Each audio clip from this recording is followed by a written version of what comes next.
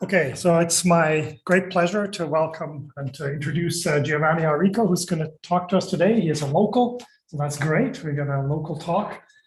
And Giovanni, he has 12 papers with in total over 200 citations, and we've been greatly enjoyed reading his works in the last couple of years. But despite this, he's actually only a freshly baked PhD.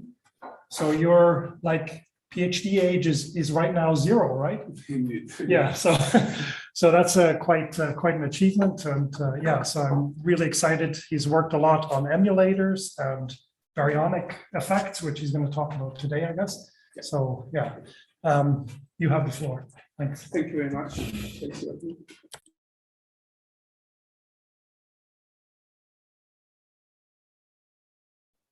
Okay. Thank you very much, Joachim, for the very nice introduction. So today I just wanted to talk a bit about my research. So for you to know like what I'm doing and maybe foster collaboration or questions. So please interrupt me whenever, like to ask questions or comments or whatever you want. So the main topic of this talk is baryons and how baryons affect cosmology. And the outline is the following. So if doesn't move.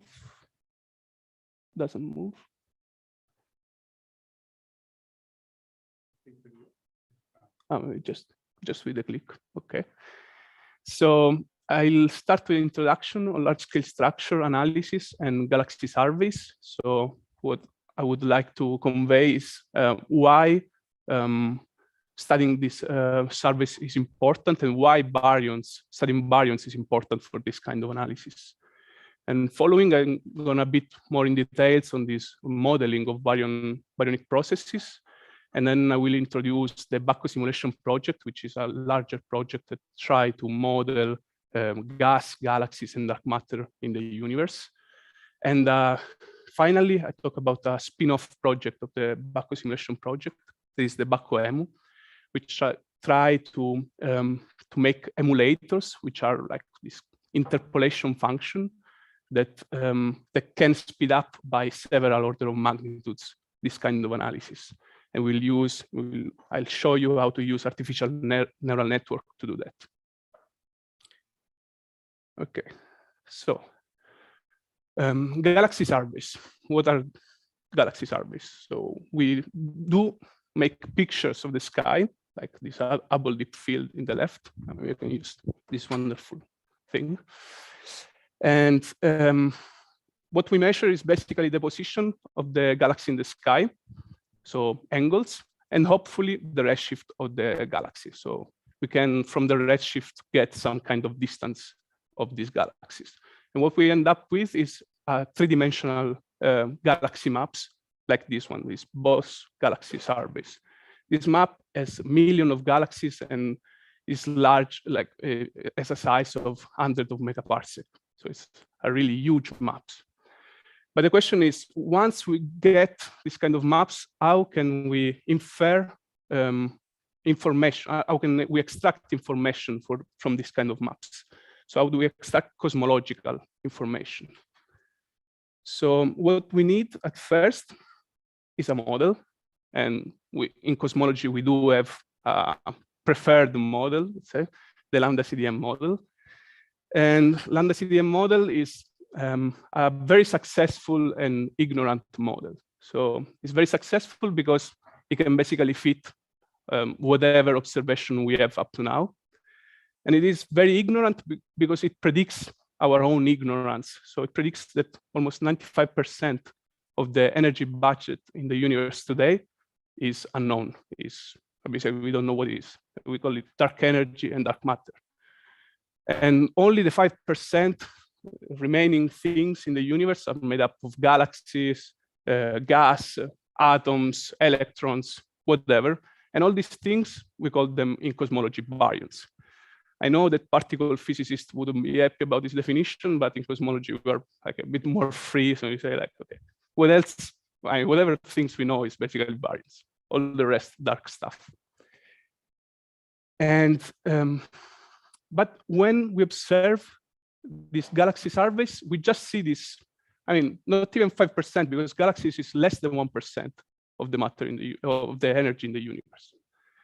So, but what we're really interested into is like to understand how the full matter cluster in the universe. So we observe galaxies that are biased traces of an underlying matter fields.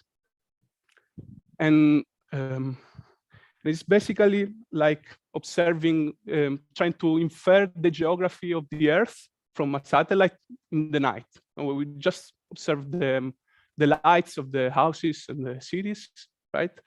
But you're not really interested on these cities. You want to know all the geography. But like, for instance, sea is dark and the mountains or deserts are dark. You cannot really know what's there is. So these are biased tracer of the underlying geography, exactly as galaxies and the matter field.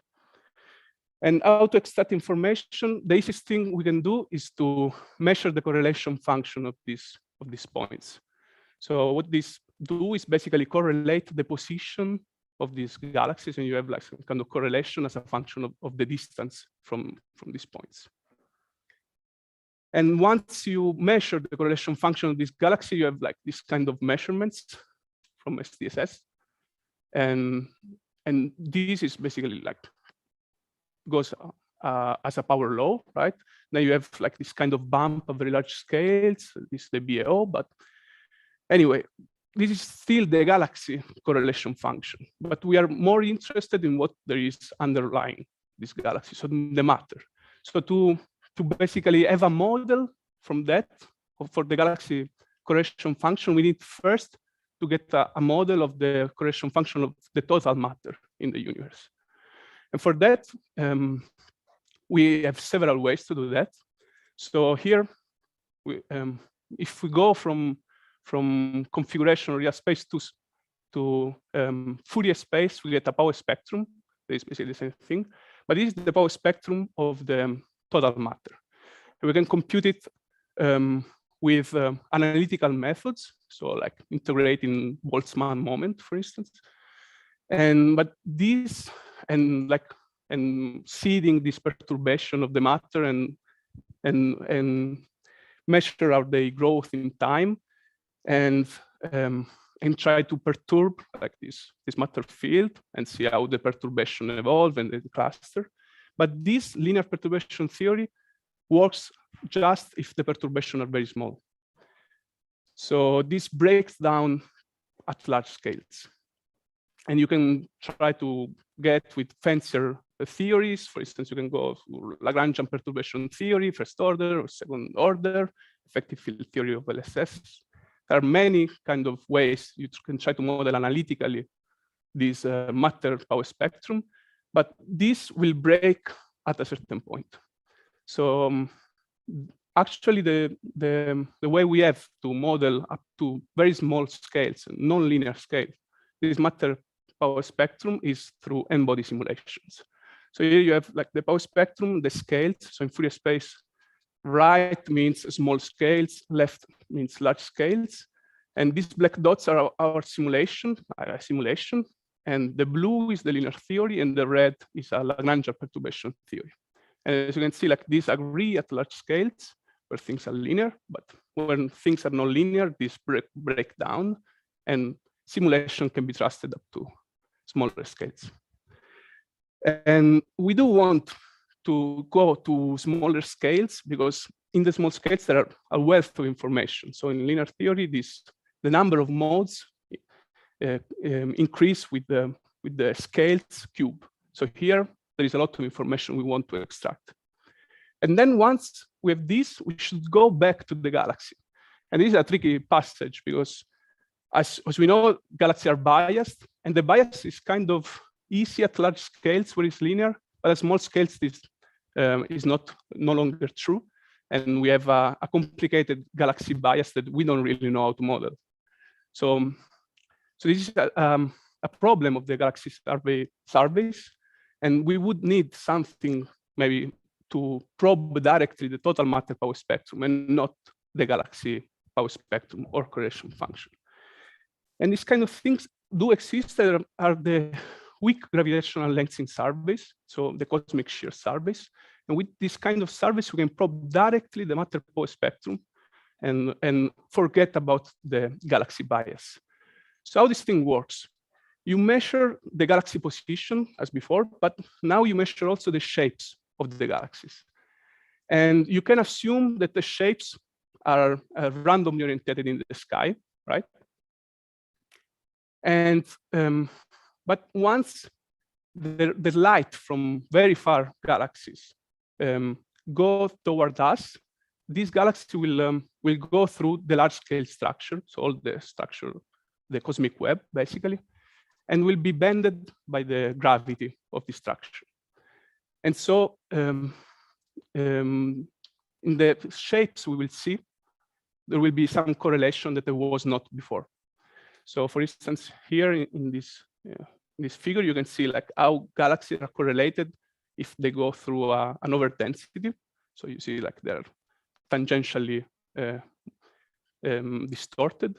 Whereas if they go through a void, an empty region, they're going to be radially distorted.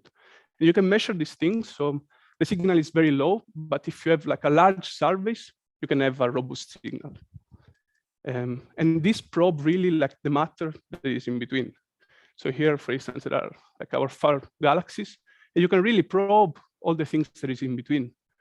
And this is really everything. So you can get constraints of the matter density or the growth of structure, of the amplitude of the fluctuations, and even to the dark energy equation of state. So this could help us understanding a bit of this dark sector we don't know anything about. And there are currently several weak lensing surveys. For instance, this is the dark energy survey. It's the largest survey, weak lensing survey up to date. And here you can see, for instance, some of the correlation function they measure for different redshift beams. So you can have some kind of tomographic approach to this surveys. And the angular correlation of these shapes would be an integral over the redshift or moving distance of some weight function that is just geometrical factors and the matter power spectrum. So you're probing directly the integral of this power spectrum. Okay, but in order to extract more information, as we have seen, we need to go to small scales. So here are arc-minute scale, and these scales, like here, there is with these gray bands, are very difficult to model. First, because of nonlinearities. So we cannot model them with the analytical approach. We need to run these huge simulations. So these are like simulation that takes millions of CPU hours to run, a trillion of particles might have. And these are very difficult to use directly in an analysis because you have to change the cosmology of this. You cannot run just one simulation and do your analysis because you need to see how this matter field change with cosmology. So you have to run hundreds, thousands of this simulation, and this is unfeasible. And then even if you run this kind of simulation where like gravity is integrated numerically, it might be not enough yet, because we know that in between those far galaxies and observer, there are other things than dark matter or just gravitational interaction. So there is also galaxy formation, there are gas inside the halos, and this does not cluster as the matter, as the gravity predict, because there are hydrodynamical forces that shape these kind of processes. And so we must know if this is a problem for this kind of measurements or not. And indeed, it turns out that it is a problem. So in these measurements of DS, these gray bands is all the highlights all the points the DS does not use for their analysis. And it not uses it because of baryonic effects. They don't know how to model properly those effects, and so they just discard all these points. And in their measurements, I mean, there are other redshift beams also, and it's not just these measurements, it's just an light, so they have also other meanings, but it's striking how much information are they throwing, just because we cannot model them. And so the baryonic effects enter like here in the Bauer spectrum, and we need a way to model them. And this is going to be even more dramatic in the future, because here we sit basically here now. The S is the largest one, we said. They have an area of 5,000 square degrees and measure the shapes of almost 100 million galaxies. But in the future, plan surveys, for instance, the Roman Space Telescope or Euclid or LSST, will go up to 15,000 square degrees and measure the shapes of 2 billion galaxies, for instance, Euclid. That is the forecast. And the errors will shrink more and more, and baryonic effects will be more and more important. So this is really a problem that we have to assess. And for instance, so these Euclid and LSST have been designed to achieve this 1% accuracy on the equation, on dark energy equation of state. And it was forecast by Aurel a couple of years ago, actually, that if we try to measure cosmology with this kind of surveys and we ignore baryonic feedback, we're going to get biased at up to 5 sigma. So here in this plot, we have the amplitude of the fluctuation in the universe, sigma 8, and the cosmic matter density, omega matter. And the cross is the ground truth of our mock universe. And if we just ignore baryons, we get this black contours that is very biased. If we know perfectly the effect of baryons, we get these blue contours. If we don't know really the effect of baryons, but we have a model and we marginalize over the baryons, we get these red contours. Whereas if we do like this and profess our ignorance and say like we can model the small scales, you get this gray band. So you lose a lot of information. So how can we model these baryons?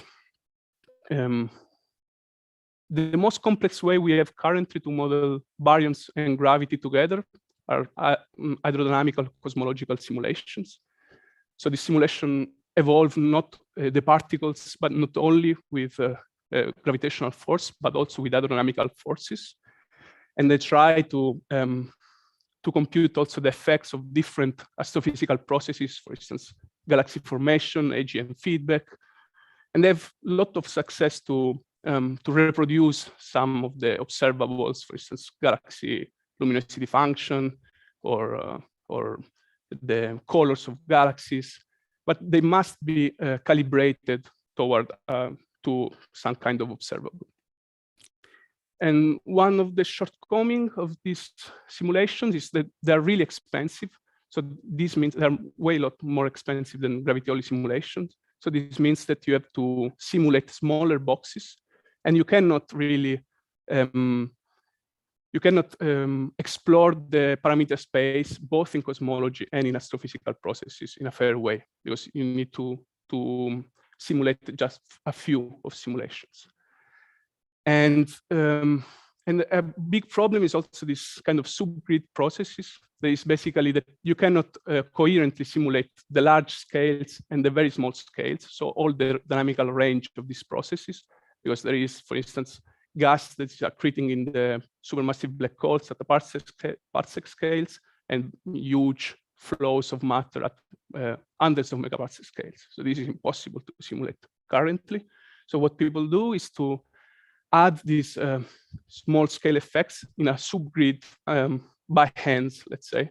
And these subgrid processes must be calibrated all the times and are heavily resolution dependent.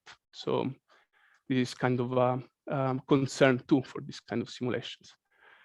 And as we can see from this plot, so here we have the clustering of these hydrodynamical simulations, but typically these simulations are run in pairs. So you have an hydrodynamical run and a gravity-only run. So these are exactly the same simulations, but just one switching on the hydro and one just gravity-only.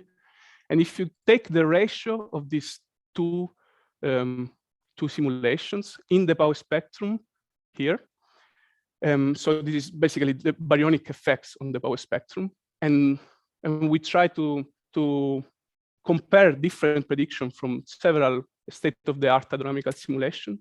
you can see that the predictions are very different. So there is a range 40% in power spectrum. And actually, if we go to higher order, so this is the 3-point correlation function or the bispectrum, we have a similar picture. So these simulations do not predict really the same thing. Depends on the subgrid processes, depend on the astrophysical processes you put into. Yeah. Yeah. Yeah, so the hydro is the total matter, right? So it's the power spectrum of the hydro simulation with total matter, so dark matter gas, over the gravity only, so only dark matter if you want. So this simulation predicts very different things, 40% in power spectrum, whereas on the other side, the gravity only simulations are quite converged even at small scales. So there is a comparison of different codes, and you get 1% in the power spectrum. So this feature of the gravity only simulation that are very robust up to small scales, let's say, I guess inspired Aurel, for instance, to come up with some modeling in post-processing for these gravity only simulations. So in this approach, you run a gravity only simulation and you put the baryons in post-processing over this simulation. This is a model that Aurel and Romain Tessier came up with a few years ago. So I implemented a new version of this model, and this is basically how it works. You run your simulation, and then you take all the halos, the dark matter halos in your simulation, and you go one by one through all the halos in your simulation. And you measure, for instance, this is just one halo of the simulation, and you can measure its density profile. So this is just like one species of matter, let's say. But then, starting from this density profile, you can analytically work out how the baryonic components would behave in a halo of this mass. So from this, you can go to several different baryonic profiles. So you can work out, for instance, a central galaxy, what is the mass and what is the density of that galaxy, starting from the mass of the halo. And then you can work out an hydrostatic equilibrium gas, this red line. And you can assume, for instance, that part of the gas is ejected away from the halo. And this is from AGN feedback, for instance. And this is this green line. And then you can work, and then you can sum all the components. So you will have also the dark matter. Sum the component and have a new profiles for this simulation. And you can as you can notice, all these profiles are here truncated at virial radius, so at the boundary of the halos. Whereas here, only the ejected gas is going beyond the virial radius. This is going to be an important feature. I will explain why later on. So you end up basically with an original density profile and a final density profile. And then you can integrate these density profiles into mass profiles. So this is basically the cumulative mass profile. This has this kind of weird shape, right? Because of the truncation. So here it goes constant. And once you have these mass profiles, you can invert them and get a displacement field that you can apply to the particles in your halos, so they don't follow anymore the original density profile, but they will follow the final density profile. So this this is the displacement field. So here is negative, so the particles will fall toward the center, for instance, mimicking, for instance, a central galaxies. And here is positive, so they're gonna be expelled toward the halo, outside the halo. And here you have like kind of a long range displacement where the gas is gonna push very far away from the halo by this AGN feedback. And once you do this, so you have like a different, yep. You mentioned this is gas, maybe why does it stop there one? Here at the virial radius.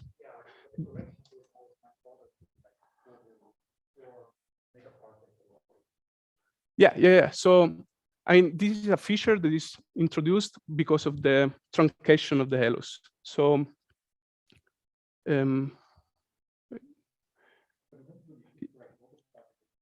yeah. But the point is that we don't want to correct all the particles in the halo, because then you have, every time you go halo by halo, you need to correct all the particles in the simulation, and it is very expensive. But if you do this truncation, then you have just to displace the particle inside your halos. But this is going to affect even large scales, because these particles are going to be expelled way, like in all the scales, basically. So the density field is modified at all scales, but you use only the particles that are inside the halo. Okay. And once you do this, you have like a new density profile for your halo, and you can even tag the particles inside the halo, so they have different species. So you can have like your galaxy particles, you can have the gas particles and the dark matter particles, and this will follow what are your analytical prediction. So if we get like a halo or whatever halo in our simulation, and we baryonify it, then we get like different particles of the species. So this is ejected gas that is going beyond the viral radius. In yellow, you see the bound gas inside the halo, and there is like a small central galaxy. And you can do it for all the field of your simulation, right? So you can have like the dark matter field, and then you will have a bound gas field, right?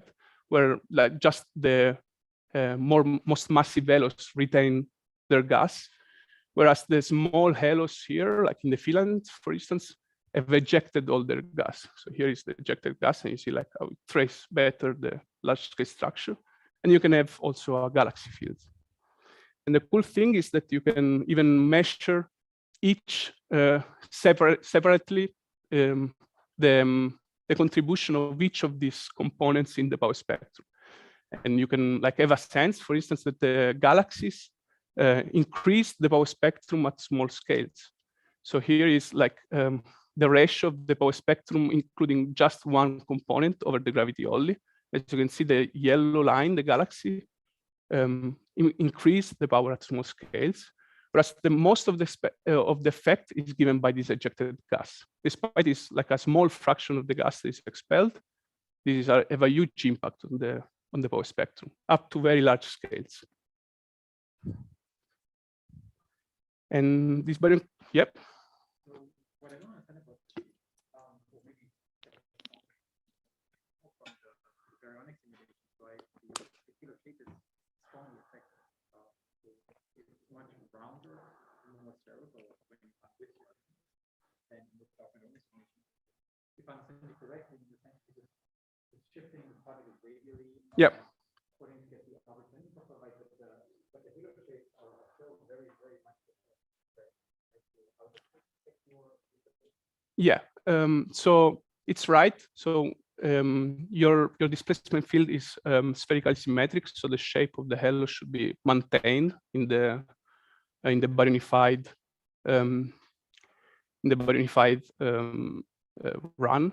But for the power spectrum, this I guess is not important, since then you are averaging spherically symmetrically in all the direction, like you're just spherically symmetric, so you don't sense this.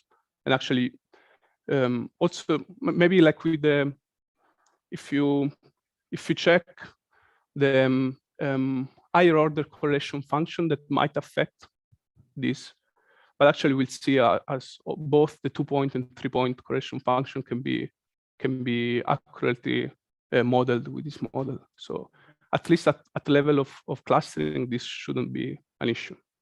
So I have a slight question about the tagging of galaxy ejected gas and such. Yeah.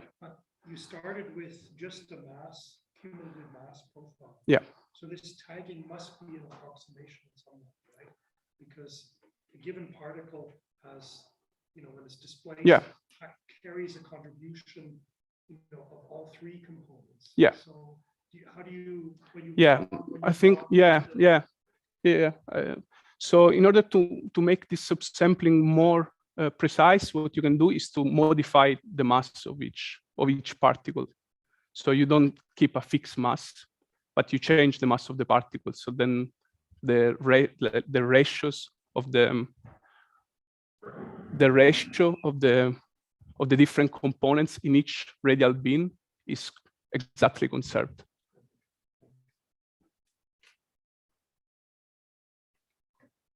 Okay, other questions up to now? No. So this baryonic correction model has like just few physically meaningful parameters. So it can go up to 7 parameters typically. And this with this model, you can make prediction even to different observables. For instance, here we have the gas fraction inside galaxy clusters over the halo mass. And here you have like some observations. And you can do have some prediction of the baryonic correction model. So you can constrain your baryonic correction model parameters in order to link this kind of observations with the power spectrum. And some other parameters, for instance, modify the shapes of the gas inside halos. So here, what we are doing is fitting the density profiles of elasticity and G.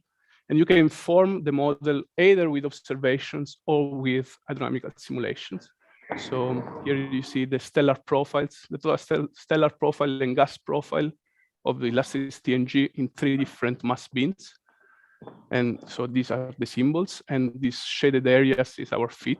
As you can see, the baryonic correction model can reproduce these density profiles quite accurately. And finally, here we are fitting directly the clustering of hydrodynamical simulations. So sorry for the quite busy plot, but I try to walk you through this. So in the first row, there is the baryonic effects on power spectrum, as we've seen before. So this is the power spectrum of the hydro run over the power spectrum of the gravity only for several hydrodynamical simulation. And we go also to higher order for the bispectrum and reduced bispectrum. There is just combination of bispectrum and power spectrum. So there is no extra information going from here to here. And we fit it at 3 different redshifts, 0, 1, and 2. And so the dashed lines are the fitting only the power spectrum, whereas the solid lines are fitting both the power spectrum and bispectrum. As you can see, we can reproduce the power spectrum of the simulation at 1%, and both the power spectrum and bispectrum at 3%. So it is a very accurate model up to very small scales. So it is up to scale 5 inverse megaparsec. And most importantly, I think, is that fitting the clustering, we can also recover the right baryon fraction inside the halos. So in hydrodynamical simulation was shown then that the baryonic effects on clustering correlate strongly with the quantity of gas inside halos. And so it was worked out a fitting function, this fit of Marcel Van Dalen and others, 2020. So this is the fit that they've shown. And fitting the clustering, we found this kind of, so this is the next axis, the quantity of baryons inside the halos, and in the y-axis, the effect of baryons in the power spectrum. As you can see, like when we measure the clustering, we can measure also the prediction of the baryonic correction model on the gas fraction inside halos, and these are perfectly in agreement with the hydrodynamical simulation, except for some cases at very extreme AGM feedback, but usually like they lie on top of the relation. We do find also like a new trends for the bispectrum. So also the bispectrum correlates with this gas fraction inside halos. So this means that basically the baryonic correction model is physically capturing the at least physically capturing as much as hydrodynamical simulation do about this mass flow, inflow and outflow from the halos. Okay, so this modeling of baryons is within a larger project that is carrying out in San Sebastian. Yep.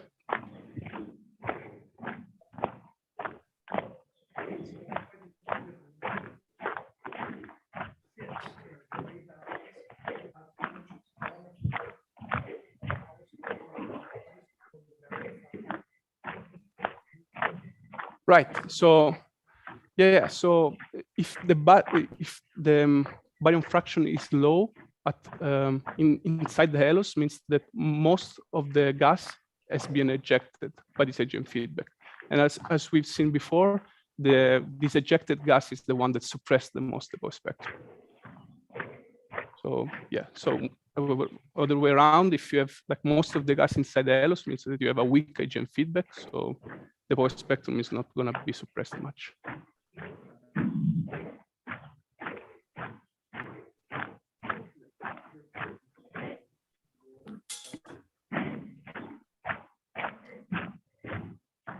So yeah, I believe so. Here, what is happening is that we are the baryon correction model is underestimating the gas fraction. So this point in the hydro fit would be like lying here more or less. So it's still like a very low baryon fraction, but not as low as what the baryon correction model predicts. The corresponding time simulation. Yeah. I think it has not been tested below that point. Yeah. No, yeah. Okay, I understand now what you mean. Yeah, this thing, yeah, it was never tested. Yeah.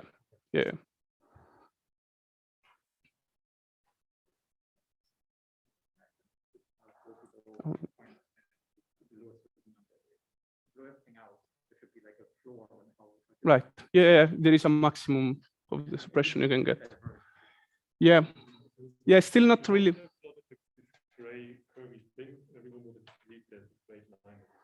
Yeah, that is basically what's happening also here, right? Because here we don't have any fit for the hydrodynamical simulations. We say like, this is the fit that predict the baryon correction model. Okay, so yeah, so I'd like to speak a bit, advertise the Bacchus simulation project.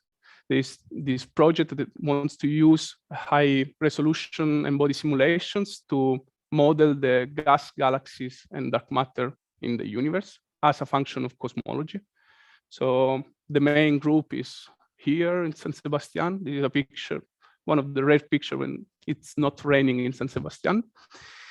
And so in this group, there are like 3 different macro areas.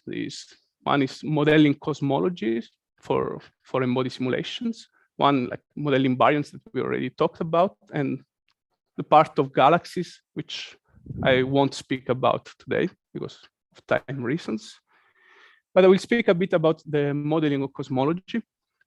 So within this project, the idea is not to run many cosmological simulations because they are very expensive. But the idea is to run just a few simulations and then scale the cosmology of these simulations. So we want to use this methodology developed by Raul Angulo and Simon White, 2010. And this is a methodology that allows one to take a simulation run with a given cosmology and modify the output of this simulation in order to have a different cosmology. So this is how it works. Let's assume that we have a simulation, whatever, with an omega matter of 0.3, a redshift 0. But what we'd like to have instead is a simulation, the same redshift, but with omega matter 0.1. So as you can see, the density field of these 2 simulations is quite different. So in one, there is more matter, it's more collapsed, the other is less collapsed.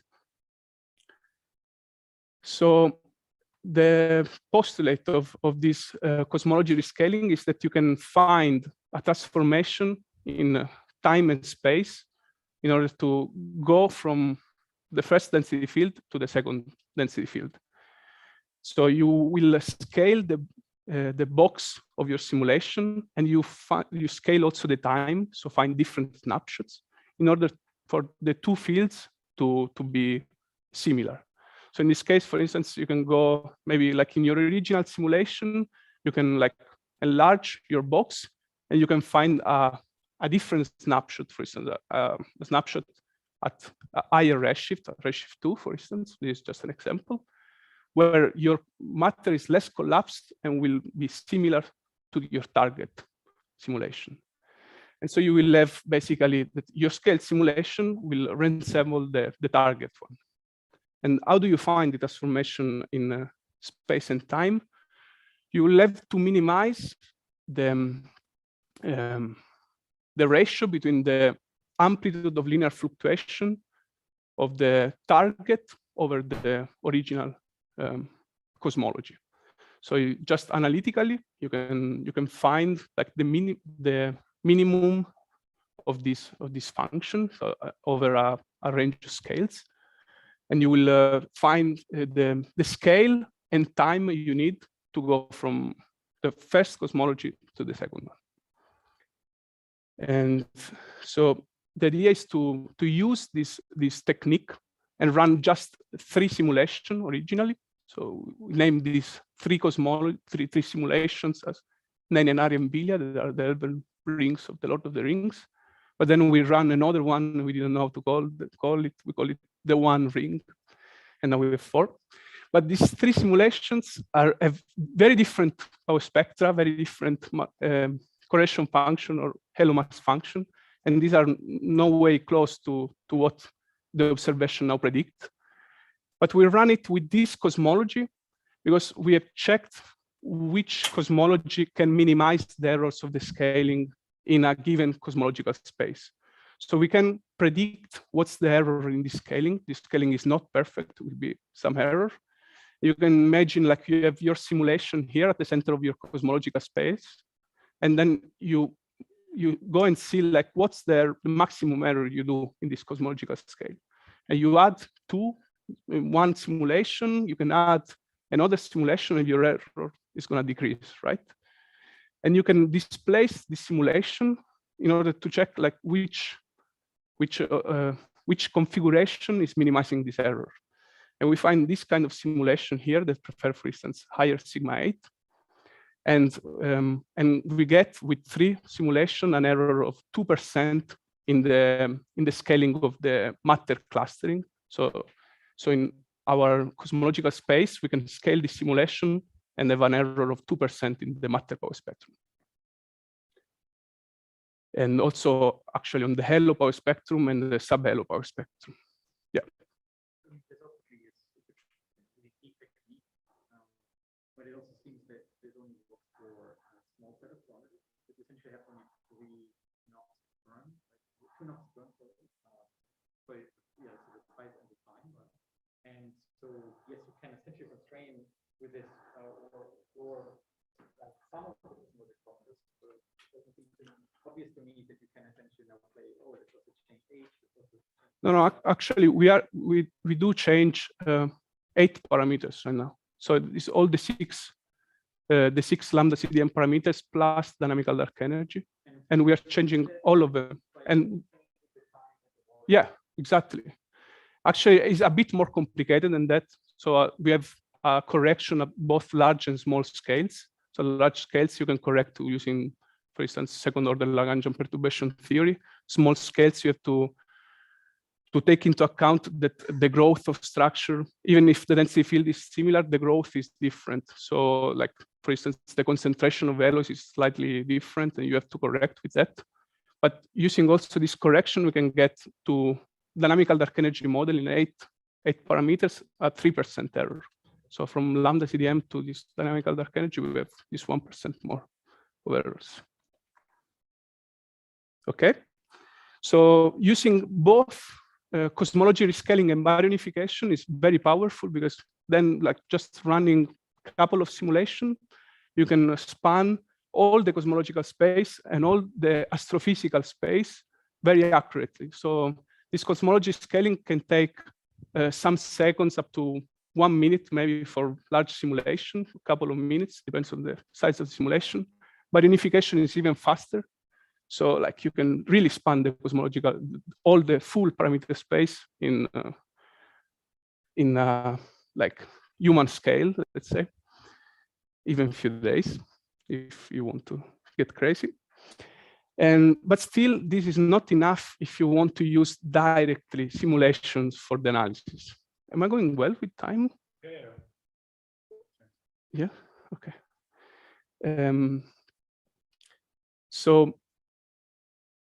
If you want to really use this simulation in your pipeline, you need to evaluate your model like hundreds of thousands of times in a classic Bayesian analysis, and this is still too slow for that. So for this reason, we started this spin-off project of the Baco simulation project that we called BacoEmu. And in this BacoEmu project, we want to realize emulators for these quantities.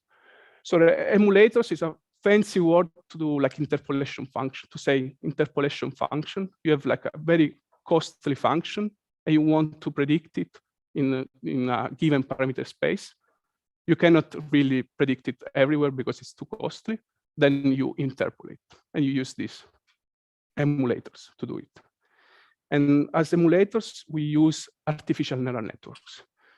So this is a basic scheme of an artificial neural network. It's fully connected artificial neural network. So here we have several layers in vertical. So each of the layers, so the first layer is the input layer, it's called, so where your input go. Then you have finally output layer, in the middle some hidden layers, can be 1, 2, as many as you want. Each of the hidden layer is composed by different units, computational units, they're called neurons. In each neuron, you apply an activated function that is a nonlinear function. And each of the neurons of one layer are connected to all the neurons of the previous and the next layers. So, and in each of the connection is going to be applied a weight. So what happens is that as input, for instance, you can give, like you will run the so-called training set. So you have like a lot of different set of cosmological parameters, for instance, and you run your model for those parameters. So you know, for instance, the matter power spectrum of those parameters. And you get, like in input, your cosmological parameters. This is going to go through the network. So applying weights, apply activation function, etc., and go out to get something. The network will compare that output, that something, and compute a loss function that you can define, for instance, against your prediction in the training set. So the output is going to be compared to the real truth, so it's to your model, and it's going to get like this kind of loss function that need to be minimized by the network. So how does it minimize it? It go backward and compute all the derivative of the loss function with respect to each of the weights. So this is called backward propagation. And then like once you know the derivatives, you can descend the gradient and minimize this function. So your network is gonna get the optimal weights in order to pass from your input to your output. It's gonna learn the relation between the cosmological parameters and your model, whatever it is. Okay, so we have thought to split our problems in 3 different parts. So to get 3 different networks, one for the linear matter power spectrum, one from the nonlinear boost function, that is the ratio between the nonlinear matter power spectrum computed with our cosmology rescaling, so in our simulation, against the linear one, so the ratio between the two. And then the baryonic response function, that is the ratio of the baryonic power, nonlinear matter power spectrum with the nonlinear matter power spectrum, just the gravity only. So when combining these three, we get the full matter power spectrum finally. So we have to create our training set, and for sure, like the bigger are the training set, the more accurate is going to be the network, right? So for the linear matter power spectrum, it's easy to create huge training set. Here we use 200,000 power spectra, and our error is going to be 0.1% in like a range of scales that is very large, from 10 to the minus 4 to 50, I think, something like that. For the nonlinear boost function, is more tough to create, like to scale all the simulation into 200,000 power spectra wouldn't be feasible. So we have a training set of 16,000 spectra, but still the emulation error are order of 2% in the emulation. And similarly for the baryonic response emulator, we have an accuracy of 2% too. But just to give you an idea of the importance of these emulators, just to execute a Boltzmann solver that give you the linear matter power spectrum, it takes typically 1 second, but can take more with massive neutrinos. And that is like 7 seconds or even more, considering 1 CPU. So this means that that you will get 20 hours to run an SMC of 100,000 evaluation, which is like a fairly conservative number, and 8 days with massive neutrinos. But if you use a neural network emulator, which takes 1 millisecond to get the evaluation, these 8 days is going to shrink to 100 seconds for the same calculation. And if you want to add nonlinearities and baryonic effects, you get an analysis of 5 minutes. So these are really game changer in the analysis of this large scale structure. And what you can do is just to go and plug in your correlation function, for instance, of this dark energy survey. You can plug in your emulators in the matter power spectrum and get all the modeling up to very small scales. So here, so this is really what we want to do. And currently we are working with dark energy survey in order to do the opposite, actually. So to use just these small scales that are thrown away is to constrain the astrophysical processes. So we can even get knowledge of cosmology, but we can at the same time get knowledge about these astrophysical processes, how strong are the AGN feedback, and get like more information after this correlation function. So this is a work that hopefully is going to go out soon, of Angela Chen and myself and the desk collaborations, where we're really constraining this AGN feedback from this kind of data. And I think I'm going to conclude here. So we need to fully exploit the LSS service, we need to model the small scales and take into account nonlinearities, baryonic effects, nonlinear galaxy bias. And the method we are proposing here is to use this high resolution embodied simulation, scale the cosmology, add baryons in post-processing, using neural network to accelerate the process and then do the modeling actually. So I leave here the link to our emulators that are public, just as final advertisement, and I think I'll stop here. Thanks a lot.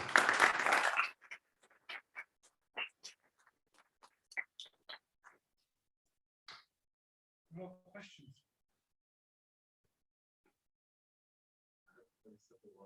Yeah. So I know computational theory. What's the technology of computational theory? Right. So I mean, you can get your perturbation theory in either a Eulerian space, that is basically the space where you are seated in the framework of okay, other way around. Lagrangian space is where you are doing the calculation seated on the volume of the gas element, for instance, or the matter. So it's just a different frame of work. And in this Lagrangian perturbation theory, or doing in Eulerian, there is basically the opposite. So you see it outside, let's the flow and watch the flow going. And both this methodology have some drawback or some advantage. For instance, the Lagrangian perturbation theory is a bit has this advantage that you work with the displacement fields and not with the fields themselves.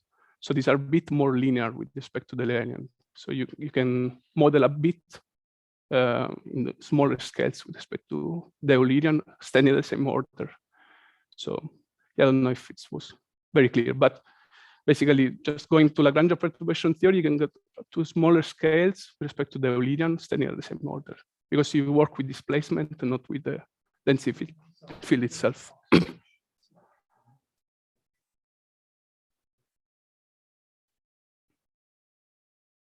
I have a question. Yeah. You showed the errors in the backhoe and Yeah. in the Euclid emulator that we developed. Yep. We also see this, that around the BAO scales, we see generally largest errors. And do you have a sense why that is? Yeah, I guess it's more difficult. I don't know with the polynomial Gauss expansions that you're using. Yeah, but we are using with this neural network. I guess the BAO oscillation are the features that are mostly most complicated in the whole shape. So it's more difficult for the network to learn these features. And actually, we're trying also to help the network to get these features straight. So what we are doing is, instead of doing, for instance, instead of emulating the Poiss spectrum the nonlinear over the linear, we are emulating the Poiss spectrum of the nonlinear over the linear, but with smoothed BAO, so that it's so the concept is that the easiest, like the more linear, the easiest is this boost function. The easiest is to emulate. So if there's a lot of feature, it's more complicated. You need like larger network, you need more training set. If it's easier, then the network can learn it better. And so the most, like this ratio is close to 1, the easiest is to learn. So if you can get some nonlinearities in your linear matter Poiss spectrum just analytically, you can help the network to learn them, those features. Yep. Okay, so what prevents you from essentially increasing the training set and maybe also increasing the size of the neural network to I mean, as far as I understand, it's easy for you to essentially map to any cosmology that you want. Yeah, but yeah. I mean, the thing is, then if it is really 16,000 spectra, it takes days, right? But if you want more, it takes weeks, and then I mean, start to be. And also, like these simulations are very big, right? I have terabytes of data you cannot use. I mean, you have to use supercomputer facilities, etc. So, I mean, it's a problem that scales quickly. No principal problem, right? Yeah, no. Actually, we are keeping improving them. So, like, we just add points and get. Yeah, exactly.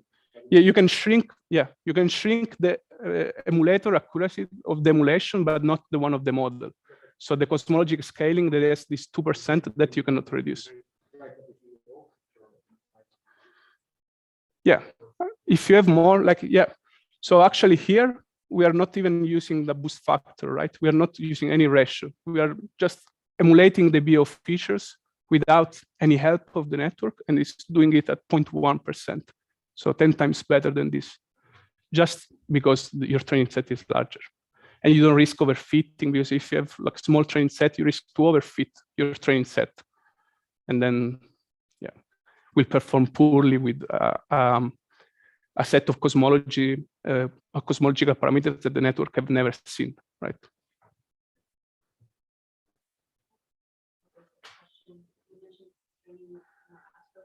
Yeah. So in practice, does that mean you get some measure of the efficiency of feedback over different size scales?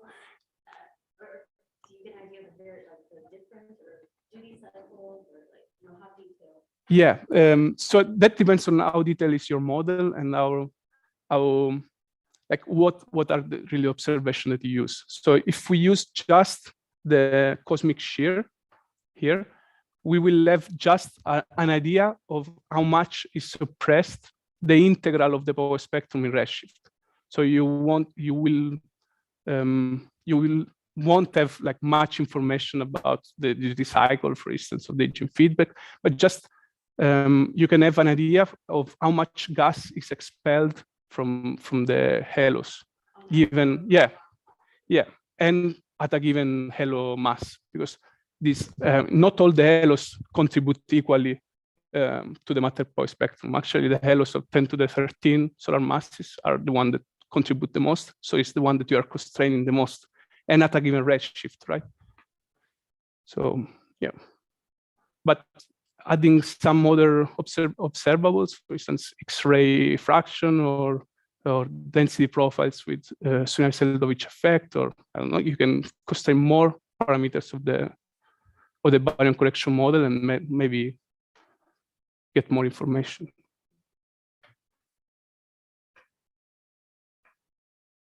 Yep. Okay, so you mentioned the model that you're using, the baryonic model. Yep. Maybe you're doing this, but it seems like you're just essentially having a very simple coverage model that you put in for a given halo or concentration. Yeah. What about scatter? Sorry? What about scatter? The scatter of different yeah. Right. So actually, yeah. Yeah, for sure. Yeah, actually, yeah, it was checked by Aurel, I think, in his original papers. It was finding that the scatter doesn't seem to affect at least the clustering much. So yeah, it's easy to put scatter in. The question is, do you really want to load even more free particles in? And for the power spectrum, it makes really a very small difference, sub-percent difference. Okay. Now for other observables, by the way, I was also thinking about what you said earlier with the you know, the geometry of the halos. This is actually accounted in to a certain degree. If you do a radial displacement of something that is not radial, it becomes more slightly more. Yes. So that might be a reason why this works for the high spectrum. Because it's not a question how well this works for anything beyond the power spectrum, essentially.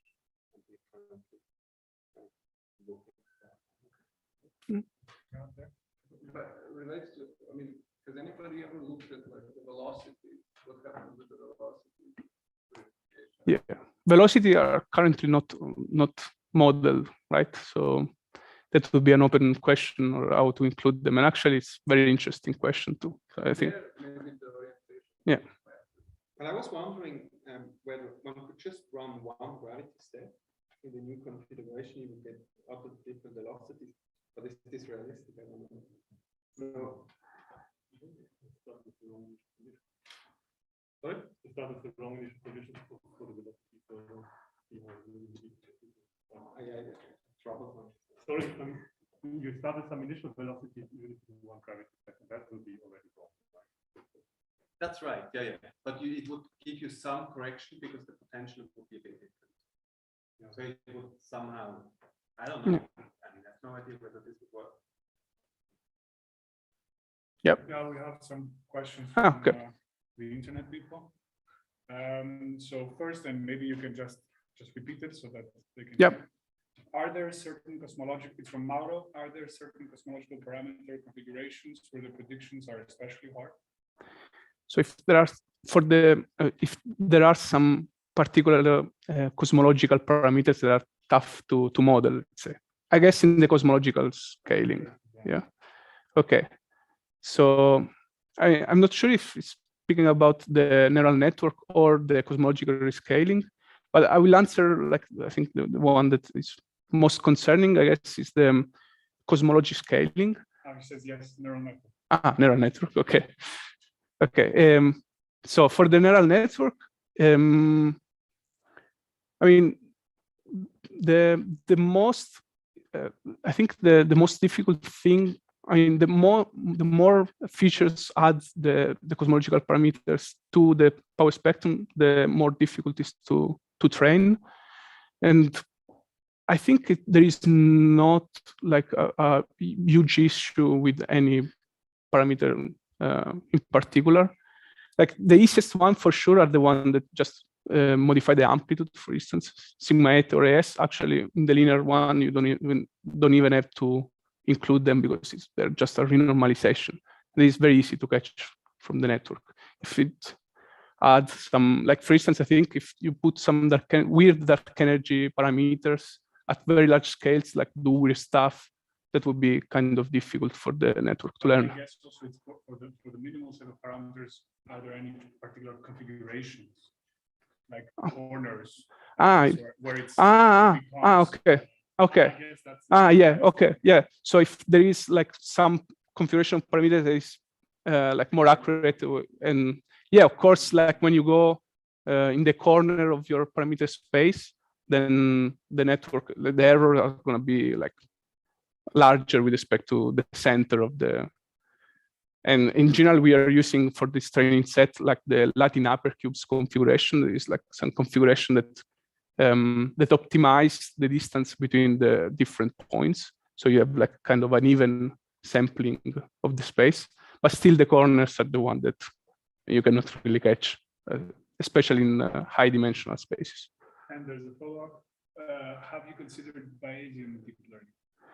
Bayesian deep learning, yeah, that would be interesting. I mean, for these kind of things, these fully connected neural network, I think, are enough because you just want a forward model. So you want your cosmological space, and you want to get some kind of prediction. But if you need, for instance, you want to feed to your network some observable, for instance, the cosmic shear, and we want your network to give what's what are the cosmological parameters of that network, then their Bayesian neural network can be nice because they can kind of give you some, not only the answer, so this is the set of the cosmological space, but also some kind of error, Bayesian error associated to the answer. So I don't know still like how much reliable would be like this kind of network, but for sure is an interesting path. Yeah, I'm sorry. Can I ask just one more thing about this best? If you can say, I don't know. So you said that you're mainly going to use this scale. Yeah. Exactly. Yeah. Exactly. Strain astrophysics. Yeah. Are you also trying to cosmology? Right. Yeah. No, we are kind of marginalizing over cosmology up to now. Yeah, we are doing basically the other way around. So yeah, yeah. Check that maybe when you include cosmology, you kind of agree. Yeah, for sure. Yeah, no, there is agreement. Yeah. Otherwise, it would be concerning. I agree. So, yeah. Very nice. So as we're approaching noon, I would say we stop here, and I remind everyone that, as Joachim said, Giovanni is one of our own. So for more questions, he's available around. And let's thank the speaker again.